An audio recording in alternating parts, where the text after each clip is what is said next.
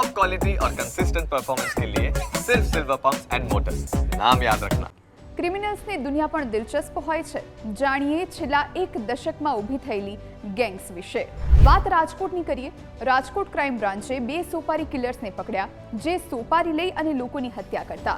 એક ધર્મેશ અને એક સમાધાન ઉર્ફે આનંદ।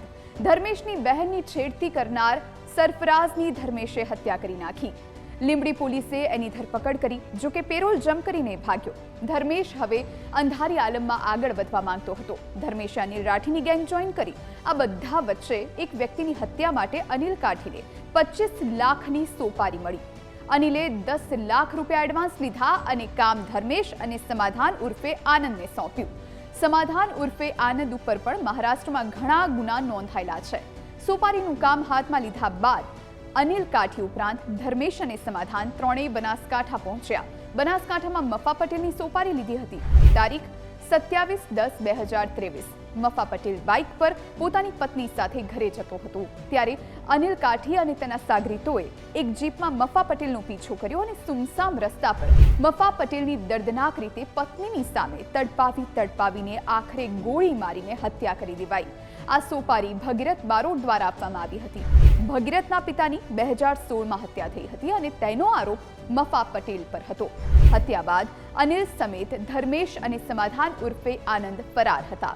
જો કે થોડા સમય બાદ અનિલ વિશે સુરત ક્રાઇમ બ્રાન્ચને માહિતી મળી હતી કે તે મુંબઈમાં છુપાયો છે, જ્યાં વિરાર હાઈવે પર તેનું લોકેશન મળતા તેની ધરપકડ કરવામાં આવી હતી।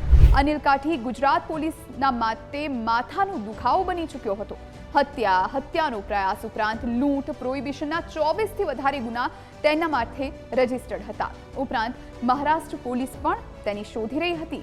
ધરપકડ બાદ તેની ગેંગની કમર તોડવા ગુજરાત પોલીસ ગુસ્સે ટોક દાખલ કરી ચૂકી હતી।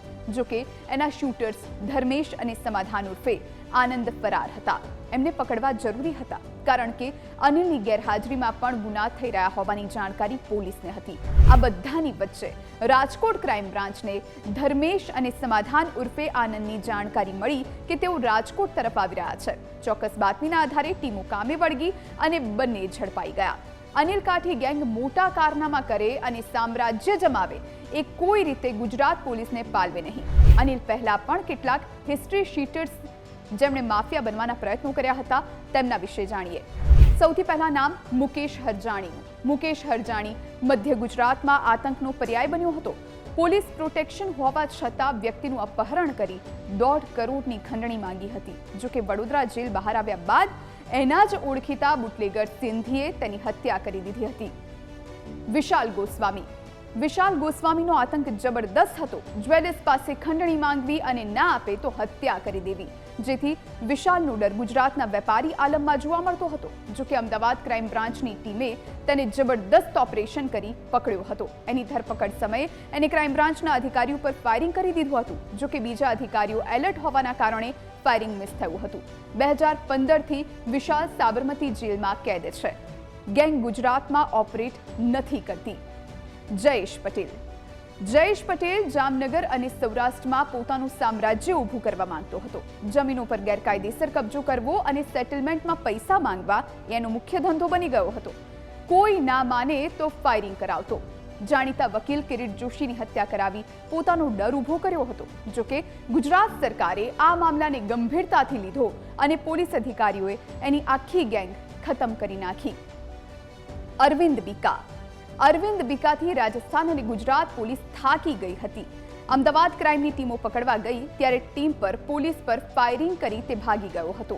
જો કે એની દોડ લાંબી રહી નહીં। અમદાવાદ ક્રાઇમ બ્રાન્ચના અધિકારીની જ્યારે એટીએસ બદલી થઈ તો બદલો લેવાઈ ગયો। બીકાની ધરપકડ બાદ તેનું સામ્રાજ્ય ધ્વસ્ત કરી દેવાયું। આ એવા ગેંગસ્ટર્સ છે જે પોલીસને સરેઆમ પડકારતા હતા। પોલીસનો એમને ડર નહોતો। જો કે ગુજરાત પોલીસે એમની એવી તો કમર તોડી નાખી કે આજ સુધી ઊભા થઈ શકતા નથી। બીજા રાજ્યો કરતાં ગુજરાતમાં કાયદા વ્યવસ્થાની સ્થિતિ સારી છે અને એનો શ્રેય ગુજરાત પોલીસના બાહોશ અધિકારીઓને જાય છે।